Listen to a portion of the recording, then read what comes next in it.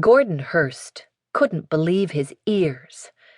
Moments ago, he'd been envying Nick Scott. Now he felt sorry for her, as he listened to her boss, Donald Alcott, calmly stab her in the back. He thought about how happy she'd been. In fact, it had seemed to have been the first time he had seen her truly happy since he'd met her. If he refused, they would probably ask someone else. However, he felt obliged to offer token resistance. "I've just spoken with Miss Scott. My understanding is that she's to be your expert on this expedition." Alcott smiled indulgently. "Let's just say she's very young and new to the museum." "Have you told her about this, that you're inviting me to come along as your expert?" He, of course, knew that Alcott had done no such thing, but he hoped to at least make the man squirm a little. The curator folded his hands on his desk. "It will probably be best if we call you our advisor. How does that suit you?" Alcott drummed his elegantly manicured fingers on what looked to be a pristine blotter.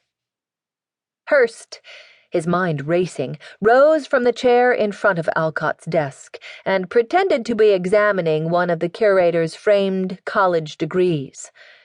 Certainly, Hurst wanted to go. His last book hadn't done as well as he'd hoped, although it had been well received by the critics. He felt stalled on the sequel, and he was bored with museum research. This was a chance to make a bit of history instead of recording it after the fact. He enjoyed Nick's company. She was easy to talk to, and he'd had the feeling that their friendship could deepen into something more. The trouble was, academic jealousies had been known to turn into lifelong vendettas, and Nick Scott didn't look like the type who'd roll over without a fight. She was too much like him, possessive and obsessive. "I don't like poaching on someone else's turf," he said, knowing full well that Alcott wouldn't take the protest seriously. "There's no question of that," Alcott said. "After all, she's new and untested.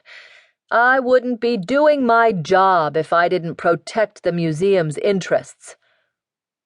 Though Hurst had been expecting just such a response, he couldn't help sighing with relief. The lure of laying hands on a Japanese dive bomber was like a siren song inside him, growing louder by the moment. Before it deafened him completely, he paid token homage to his scruples. "I've read her work. She's made some important finds." In deference to Alcott, he added, "Hiring her was a wise choice." "That wasn't my decision," Alcott said. "And this is?" Alcott swiveled his desk chair until he was facing his Ivy League laurels. "Did Ms. Scott tell you about our financing?" "We didn't get around to that." "There you have it, then." Alcott faced Hurst again, a knowing look on his face. "She left out the crucial point of the expedition." Hurst would have thought the Aichi itself took precedence over everything else, but kept the notion to himself. "The Ellsworth Group is defraying all expenses," Alcott went on.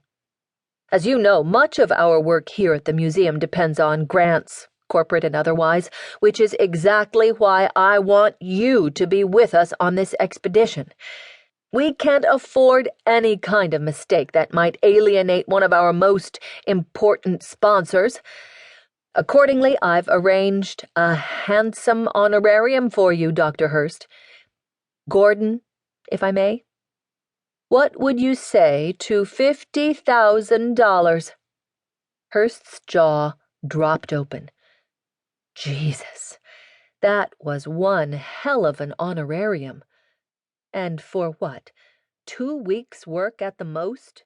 Maybe less.